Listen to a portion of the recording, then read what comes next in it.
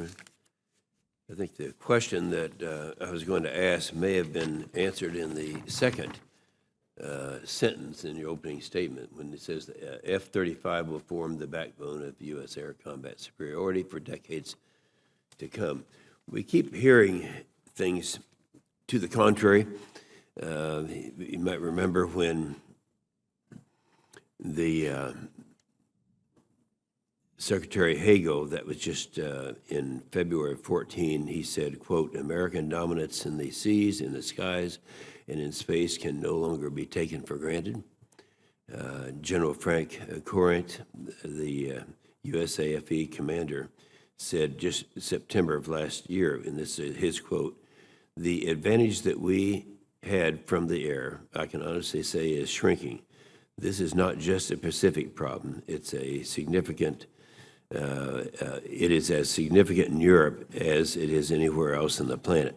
I don't think it's controversial to say they've closed the gap in capability. General Bogdan, do you agree with that? Sure, I'd agree with that. Our adversaries today are full speed ahead and accelerating the development of significant military capabilities to thwart ours, both in air-to-air and air-to-ground. I believe the F-35 is absolutely necessary now and in the future to give you and the nation options to take an airplane and go anywhere on the face of the earth at a time of our choosing and be survivable and hit a target. I do not believe there's any other airplane in the world that can do that today. I believe the F-35 can do it and will do it for many years. Well, you're talking about some fifth-generation aircraft from both Russia and China. You have the T-50, and then the Chinese have the J-20. I think they also have the J-31 or something like that, maybe lagged behind a little bit.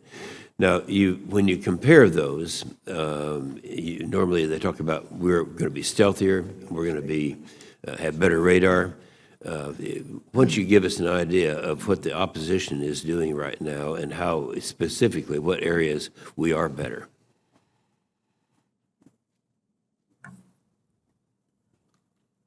Senator, I'll try and do that without walking across the line of sensitive information or classified.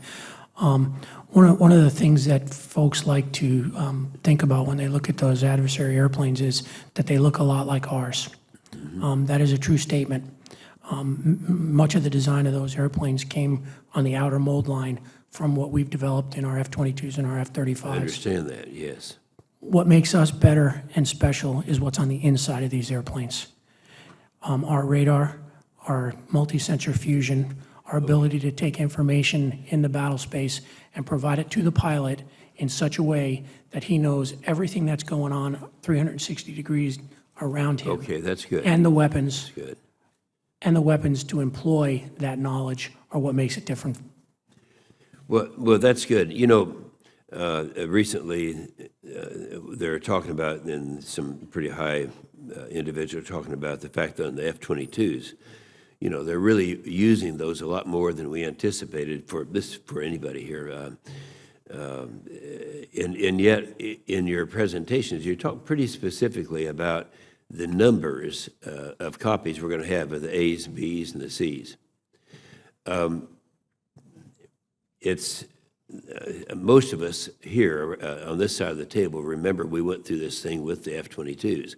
Originally, it was going to be 750, then it was going to be 380 some, then 187 ultimately. Now, that's quite a deterioration from the original numbers.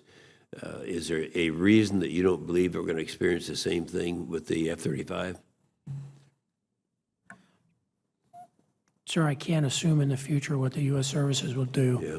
But what I will tell you is that the major difference between an F-22 type program and the F-35 program are significant in that we have many FMS and foreign partners who are also buying the airplane. And if they continue to buy the airplane, the price will continue to come down. So that stabilizes. And that's where you come up with the $85 million ultimately, taking that into consideration. Yes, sir. One last thing, we were all a little disturbed 2 years ago, and we thought we were going to have I think it was a B model at Farnborough, and last minute we had to bag it. And of course, we didn't have anything at France in Paris. Are you pretty confident we're going to have? It's going to make the Farm Bureau this year? Yes, sir. We are planning a deployment of five F-35s to Farnborough and Rio, 2A models and 3B models, one of those being a UK airplane. And how many of those would be flying? We will fly all of those airplanes at Farnborough and Rio. Look forward to it. Thank you, Mr. Chairman.